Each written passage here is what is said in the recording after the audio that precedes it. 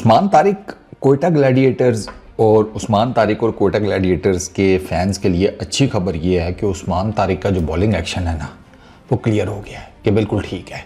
पिछले महीने कोयटा ग्लैडिएटर्स का मैच था लाहौर कलंदर्स के अगेंस्ट रावलपिंडी क्रिकेट स्टेडियम में। वहाँ पर अंपायर थे, अपना अल्लाह आपका भला करे, एहसन रज़ा, और दूसरा कौन था, इलिंगवर्थ थे, कौन था, क्रिस ब्राउन। उन्होंने ना जनाब अपने उस्मान तारिक भाई को कहा कि चौधरी ये तेरे बाजू में क्या मसला है, ये कुछ डूबियस हमें काम लग रहा है। उस्मान तारिक ने को बताया था कि यार कि कोई बाय डिफ़ॉल्ट कोई मेरी कोनियों शोनियों का कोई डिज़ाइन डिफरेंट है ये वो। उन्होंने कहा नहीं, हमें तो लग रहा है तेरा बॉलिंग एक्शन जो है ना वो कोई इलीगल होने के करीब है। तो उन्होंने पकड़ के बॉलिंग एक्शन पर दोनों अंपायर्स ने एतराज़ लगा दिया। कोयटा ग्लैडिएटर्स वाले सियाने थे, उन्होंने चुप करके इसको साइड करवा दिया। ठीक है, हालांकि ये बॉलिंग मेरा ख्याल है उस मैच में कर सकता था पूरी, लेकिन उन्होंने इसको ना आई गेस उसी मैच में साइड करवा दिया और उसके बाद इसको कहा कि बॉलिंग एक्शन क्लियर करते हैं, बाकी मामला बाद में देखते हैं। तो अब पीसीबी की जो बायोमैकेनिक्स की लैब है ना लाहौर में, उधर उस्मान तारिक ने अपना टेस्ट दिया और उनका टेस्ट क्लियर हो गया, बॉलिंग एक्शन उनका क्लियर हो गया है। अच्छा, मज़ेदार बात यह है कि उस्मान तारिक का पिछले साल 2024 के पीएसएल में भी उनका बॉलिंग एक्शन रिपोर्ट हुआ था। उस टाइम थे ये रिचर्ड इलिंगवर्थ और आसिफ करके कोई नाम था अंपायर का, रिचर्ड इलिंगवर्थ और आसिफ याकूब, ये ऑन फील्ड अंपायर थे। कराची किंग्स के अगेंस्ट मैच था, वहाँ पर भी उस्मान का बॉलिंग एक्शन रिपोर्ट हुआ था। उस टाइम क्या हुआ, पिछले साल पीसीबी ने ना पहले वर्बली कह दिया नहीं इसका बॉलिंग एक्शन ठीक है, ये वो हमने चेक कर लिया है, हमने कोई पता नहीं कोई सॉफ्टवेयर है उसमें सिमुलेशन डाली है इसके बॉलिंग एक्शन की, ये वो क्लियर है। उस्मान खेल गया पीएसएल होकर, डन एंड डस्टेड। अब वो इसको सर्टिफिकेशन तो कोई चाहिए थी इसका, तब बायोमैकेनिक्स का जो है ना टेस्ट एग्रीडाइटेड लैब में, एक तो अंग्रेज़ी के इतने मुश्किल लफ्ज़ हैं, एसोसिएटेड कर लो, एफिलिएटेड कर लो, नहीं क्या है वर्ड ये, एक्रीडाइटेड, बाहर में जाओ। अच्छा, तो वहाँ पर इसका टेस्ट नहीं हुआ, वो इस वजह से नहीं हुआ था कि लैब शिफ्ट हो रही थी। तो पीसीबी ने इसको कहा कि हम लैब शिफ्ट कर रहे हैं, पहले मेरा ख्याल है लम्स में थी, अब कहीं और शायद शिफ्ट हो गई है। तो इन्होंने कहा, पीसीबी ने इसको कहा कि छोड़ तू कर बॉलिंग, लैब शैब का टेस्ट क्या है, जब लैब हम लोग इस्टेब्लिश कर लेंगे दोबारा हम तेरा टेस्ट करा देंगे, तू टेंशन ना ले। कागज़ पत्तर भी कोई नहीं दिया इसको, ठीक है।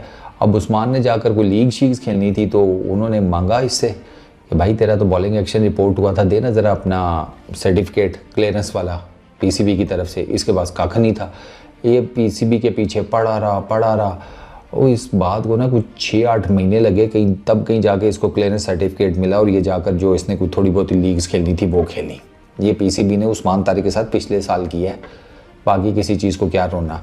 तो इस साल जब इसका दोबारा अभी एक्शन रिपोर्ट हुआ तो मैंने कहा ले भाई लग गया खुडे लाइन एक और साल के लिए, लेकिन बचत हो गई है इस दफ़ा, पीसीबी ने जल्दी इसको क्लियर कर दिया है। तो उस्मान तारिक के लिए इट्स अ गुड न्यूज़ कि वो अब दोबारा आपको by the way in action नज़र आएगा बॉलिंग करता हुआ। पिछले साल उसने मेरा ख्याल है 5 मैचेस खेले थे, 2 विकेट्स नहीं थी। इस साल 2 मैचेस में उसने 2-3 विकेट्स निकाली थी, 3 विकेट्स शायद निकालनी थी।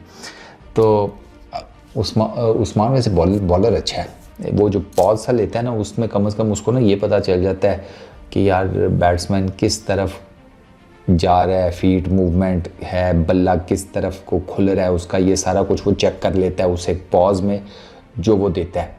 आपको मज़ेदार बात बताऊँ कि जब इसका बॉलिंग एक्शन रिपोर्ट हुआ ना तो लोगों को ये लगता था कि वो पॉज की वजह से इसके बॉलिंग एक्शन में कोई चीज़ रिपोर्ट हुई है कि ये पॉज लंबा लेते हैं समथिंग लाइक दैट। नहीं, पॉज का मसला नहीं था, पॉज तो अंपायर्स के ऊपर डिपेंड करता है।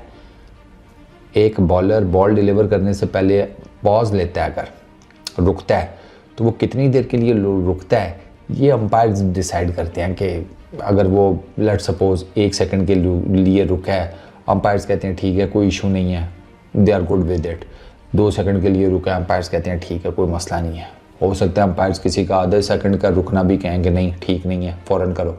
तो ये ऑन फील्ड जो अंपायर होते हैं ये उनके ऊपर होता है, वो ये इसमें कोई ऐसा कोई वो हार्ड एंड फास्ट रूल नहीं है, अंपायर्स की सवाबदीद के ऊपर है। तो उस्मान का वो जो पॉज है उसका प्रॉब्लम नहीं था, ये ना वो बीच में एक साइड है तो इसका साइड आर्म एक्शन ही, लेकिन ये ना बीच में गेंद करता है, उसके ऊपर डाउट था कि वो जब ये गेंद करता है तो इसका जो 15 डिग्री वाला वो है ना, ठीक है, आपका ये जो एल्बो बेंड और वो हाइपर एक्सटेंशन जो होती है 15 डिग्री से ऊपर नहीं जानी चाहिए, तो उस पर लग रहा था कि ये 15 डिग्री से ऊपर चली जाती है वो बॉल करते हुए।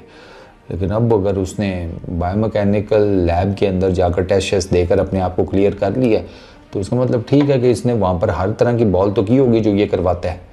अगर इसने वहाँ पर उनका एक्शन मतलब इसका एक्शन क्लियर हो गया तो उसका मतलब यह है कि उस गेंद के ऊपर जिसके ऊपर शक जाहिर किया जाता है कि जब ये करता है तो इसका आर्म जो है वो 15 डिग्री से ऊपर चला जाता है, तो वो नहीं है, वो अंदाज़ा ही था 15 डिग्री का। तो खैर इट्स अ गुड थिंग। और अब देखते हैं कि उस्मान कब खेलता है ग्लैडिएटर्स की तरफ से अगला मैच।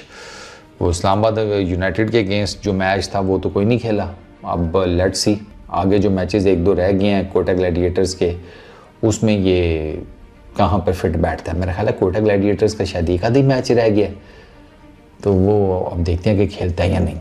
इस वीडियो में इतनी, अपना बहुत ख्याल रखना, नेक्स्ट वीडियो में मुलाकात होगी, पीस आउट।